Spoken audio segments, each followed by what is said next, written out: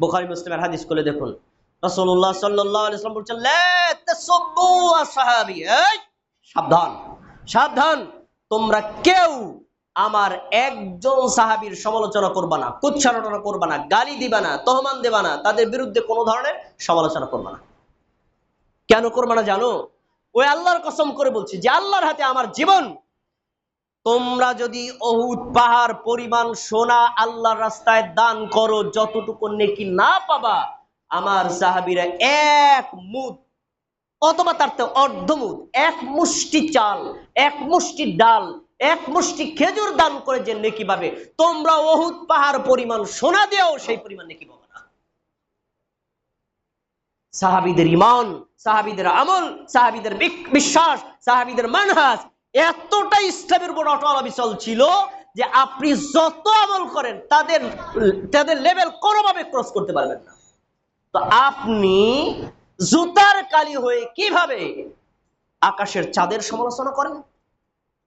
অতএব সাহাবীদের সমালোচনা করা এটা হলো ভ্রান্ত আকীদার বৈশিষ্ট্য, জাহান্নামী দলের বৈশিষ্ট্য। সাহাবীদের কোনোভাবেই কোনো দৃষ্টিভঙ্গি থেকে সমালোচনা করা যাবে না। এটা আহলুস সুন্নাত ওয়াল জামায়াতের আকীদা। আর এই আকীদার বিরোধী হচ্ছে শিয়া, তারা এই আকীদাগুলো পোষণ করে। এরপরে আসুন 11 আল বারায়া। তাদের আকীদা হচ্ছে তারা সকল সাহাবীদের সাথে সম্পর্ক ছিন্ন করার জন্য বলে। যারা আলী রাদিয়াল্লাহু আনহুর বিরোধিতা করেছেন বা তাদের বাকি 12 জন ইমামদের বিরোধিতা করেছেন, তাদের সাথে সম্পর্ক ছিন্ন করা তারা ইমানের পার্ট বানাইছে। এর ভিতরে অন্যতম দুইজন ব্যক্তির নাম না বললেই না, যারা আমাদের মা, আমার জন্মদাতা মায়ের চাইতে হাজারো কোটি মান বেশি মর্যাদাবান। তিনি হচ্ছেন আয়েশা রাদিয়াল্লাহু আনহা, হাফসা রাদিয়াল্লাহু আনহা।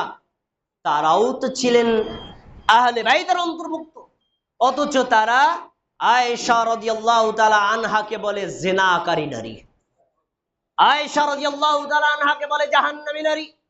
হাফসা রাদিয়াল্লাহু তাআলা আনহার ব্যাপারে তারা সমভাবে মন্তব্য করে।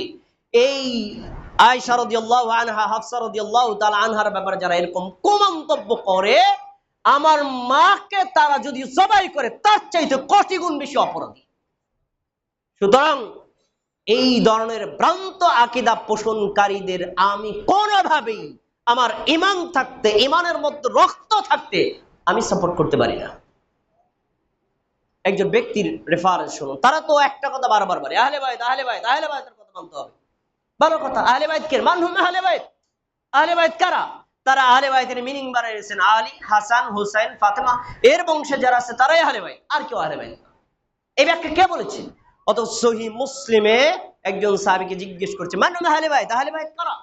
তখন তিনি বলেছেন, আহলে বাইত কারা জেনে নাও, আহলে বাইত হচ্ছে রাসূল সাল্লাল্লাহু আলাইহি ওয়াসাল্লামের স্ত্রীগণ হচ্ছেন 1 নম্বর আহলে বাইত। তাহলে আয়েশা রাদিয়াল্লাহু তাআলা আনহা, তারপরে হাফসা রাদিয়াল্লাহু তাআলা আনহা, তারা কি আহলে বাইত নন? 1 2 নম্বর আহলে বাইত কারা?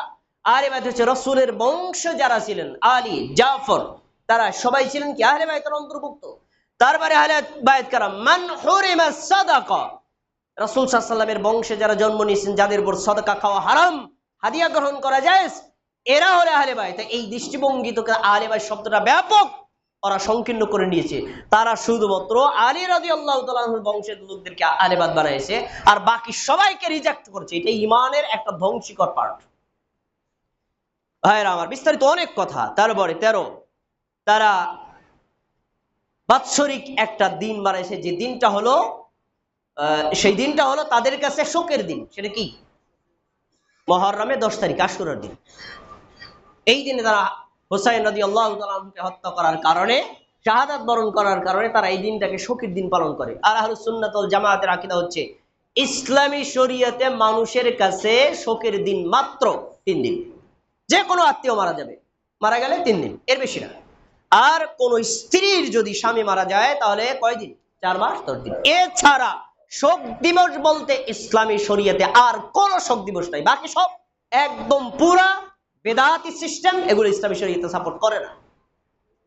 বরং আমরা হুসাইন রাদিয়াল্লাহু আনহু সহ যাদেরকে সেদিন শাহাদাত বরণ করা হয়েছে তাদের নিন্দা করি, এবং যাদেরকে শাহাদাত বরণ করা হয়েছে তারা শাহাদাতের সর্বোচ্চ সীমা পাক, আমরা এই প্রত্যাশা দোয়া করি কোনোভাবেই এর জন্য অন্য কোন সাহাবীকে, অন্য কোন তাবেঈকে আমরা গালমন্দ করি না। আমরা সবসময় মধ্যম পন্থায় অবলম্বন করি। এটাই হলো আহলে সুন্নাত ওয়াল জামাতের আকীদা।